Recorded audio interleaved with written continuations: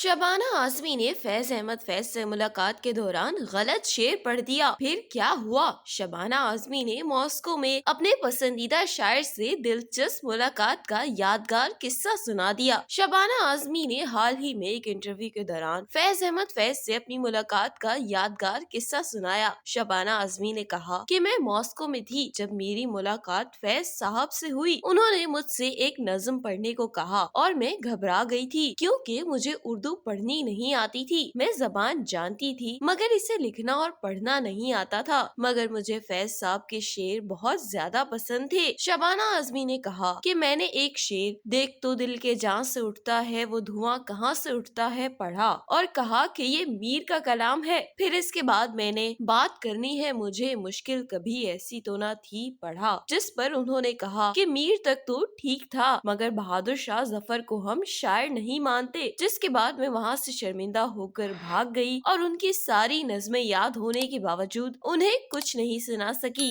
मगर शबाना आजमी ने कहा कि इस मुलाकात के बाद फैज की शायरी हमेशा सारी जिंदगी मेरे साथ रही।